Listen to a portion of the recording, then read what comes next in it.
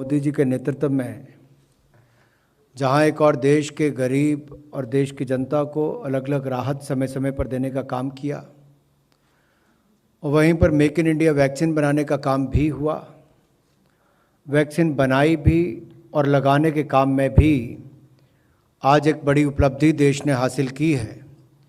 100 crore vaccination Bharat ने पूरा किया है, जिसके अवसर पर मैं सभी देशवासियों को, विशेष तौर पर फ्रंटलाइन वर्कर्स को, सभी राज्यों को बधाई देता हूँ। Doctors, health workers, paramedical staff, इन सब का एक बहुत बड़ा योगदान रहा। भय और भ्रम की स्थितियाँ भी पैदा की गई, लेकिन उसके बावजूद भी लोग आगे बढ़कर आए, वैक्सीनेशन करवाया और भारत ने 100 करोड़ वैक्सीनेशन का एक मुकाम हासिल किया है। ये बड़ी उपलब्धि है और इस समय में भी माननीय प्रधानमंत्री जी ने हमें नेतृत्व दिया और देश को आगे बढ़ाने का काम किया, उनका आभार प्रकट करते हैं। दूसरा, आज जो महत्वपूर्ण निर्णय पे अगर मैं आऊँ तो एक और जहाँ देश में पीएम गति शक्ति नेशनल मास्टर प्लान के क्रियान्वयन को मंजूरी दी गई, उसकी शुरुआत की गई, वहीं पर पीएम गति शक्ति नेशनल मास्टर प्लान की मॉनिटरिंग 3 टियर सिस्टम में की जाएगी, जिसके कैबिनेट सचिव अध्यक्षता करेंगे और इनके अध्यक्षता में एक सचिवों का एम्पावर्ड ग्रुप ऑफ सेक्रेटरीज बनेगा। इस एम्पावर्ड ग्रुप ऑफ सेक्रेटरीज, जैसे मैंने कहा कि कैबिनेट सचिव करेंगे, और इसके सदस्य के रूप में 18 मंत्रालयों के सचिव और head of logistic division member convener के रूप में काम करेंगे। विभिन्न मंत्रालयों और विभागों के नेटवर्क योजना प्रभाग के प्रमुखों के प्रतिनिधि के साथ एक multi modal network planning group का गठन किया जाएगा और इस multi modal network planning group को वाणिज्य और उद्योग मंत्रालय के लॉजिस्टिक डिवीजन में स्थित एक टेक्निकल सपोर्ट यूनिट द्वारा सपोर्ट किया जाएगा। और इस टीएसयू में आपके aviation, maritime, public transport, rail, road and highways, ports, इन सब विभागों के डोमेन एक्सपर्ट रहेंगे और साथ ही साथ सब्जेक्ट मैटर एक्सपर्ट्स हमारे urban and transport planning, structures जो कि रोड, ब्रिज और बिल्डिंग्स के, power, pipeline, GIS, ICT, finance market, PPP, logistic, data analytics वगैरह, उनके सब्जेक्ट मैटर एक्सपर्ट्स भी इसके हिस्सा रहेंगे। ये अपने आप में पीएम गति शक्ति योजना बुनियादी ढांचा योजना में इंटर मिनिस्ट्रियल और इंटर डिपार्टमेंटल कोऑपरेशन में इंफ्रास्ट्रक्चर प्लानिंग में गेम चेंजर साबित होगी। और हमारा मानना भी है कि गति शक्ति विकास परियोजना के प्रति हमारे दृष्टिकोण में एक बड़ा बदलाव का संकेत देता है। गति शक्ति संसाधनों और क्षमताओं का अधिकतम उपयोग, दक्षता बढ़ाने और अपव्यय को कम करना सुनिश्चित करेगा।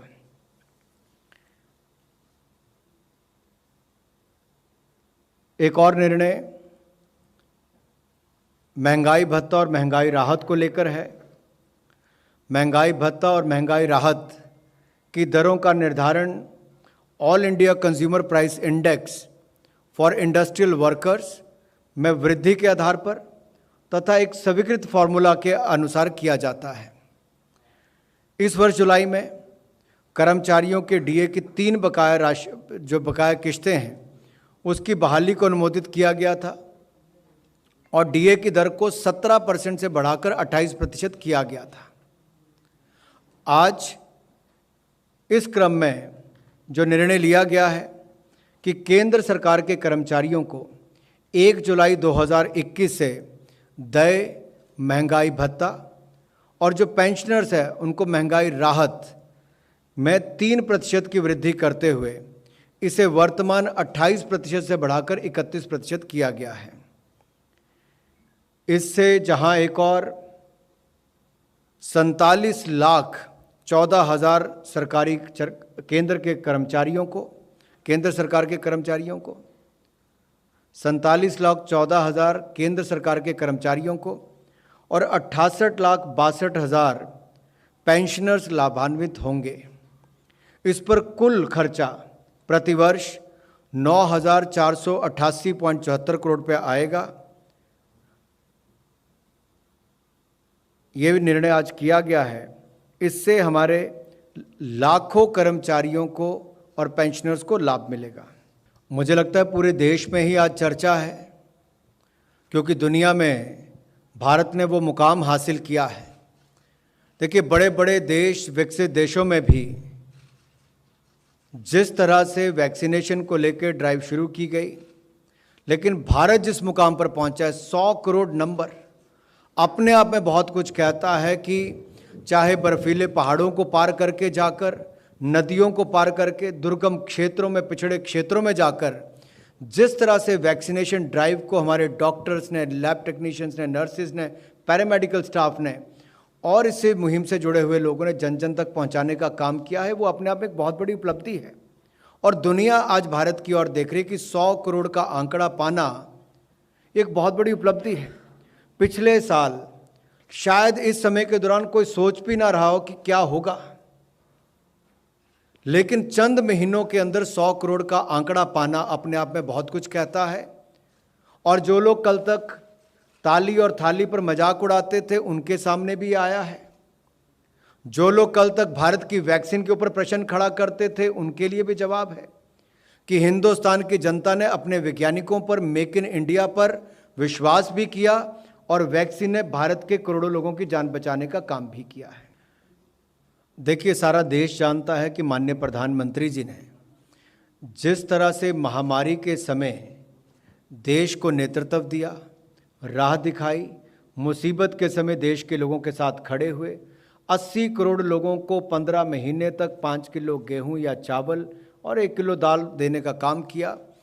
मॉरेटोरियम पीरियड बैंकों के माध्यम से दिया। Emergency credit line guarantee scheme के माध्यम से 3 लाख करोड़ रुपए का इनिशियल स्टेज पर बैंकों के माध्यम से कम ब्याज दर पर पैसा भी दिलाया और TCS TDS में कटौती भी की। बहुत सारे ऐसे कदम उठाए जो आपदा के समय एक एक कदम बड़ा राहत भरा देश के लोगों के लिए था। लेकिन वैक्सीनेशन उसमें एक ऐसा बड़ा कदम है जिसने सही मायने में आम आदमी को बहुत बड़ी राहत दी है। किसी व्यक्ति को अपनी जेब से कोई पैसा नहीं खर्च करना पड़ा। पूरे देश के 18 वर्ष से ज़्यादा की उम्र वाले लोगों के लिए, हर राज्य, देश के हर कोने के लिए वैक्सीनेशन उपलब्ध भी करवा कर दी गई और ये एक बड़ी उपलब्धि है। आप में से मित्रों ने बार बार पूछा क्या प्रधानमंत्री जी को बधाई भी दी गई। मुझे लगता है केवल कैबिनेट के साथियों और सहयोगियों की तरफ से ही नहीं, आज पूरा देश कहीं ना कहीं माननीय प्रधानमंत्री जी का धन्यवाद भी करता है, उनको बधाई भी देता है। और ये लोगों की भावनाएं हैं। सबसे बड़ी बात तो है कि लोगों ने आगे बढ़कर वैक्सीनेशन करवाई और फ्रंटलाइन वर्कर्स ने जा जाकर वैक्सीनेशन की। ये दो बहुत बड़ी बातें हैं और ये तब हुआ जब विश्वास लोगों का मोदी जी पर है और उनके कार्यक्रमों पर है, उनकी नीतियों पर है। देखिए, कोविड के टाइम पर जैसे जैसे समय बीतता गया, निर्णय अलग अलग लिए गए और कहीं ना कहीं जो कोविड प्रोटोकॉल है उसने एक बहुत बड़ी भूमिका निभाई है। चाहे वो 2 गज की दूरी थी, मास्क पहनना जरूरी था या हाथों को निरंतर साफ करना जरूरी था, इन सब ने एक बहुत बड़ी भूमिका इनिशियल स्टेज पर निभाई। उसके साथ साथ जिस तरह से लोगों को बार बार मेडिकल एक्सपर्ट्स ने गाइड किया, वो लागू किए गए, राज्यों ने भी उसको लागू किया। और जब ये समय लगेगा देश में कि अब मास्क पहनने की ज़रूरत नहीं है, तब मुझे लगता है एक्सपर्ट्स आपको कहेंगे। लेकिन जब तक नहीं कहते, आप भी मास्क पहन के रखिए और बाकी भी पहन के रखें।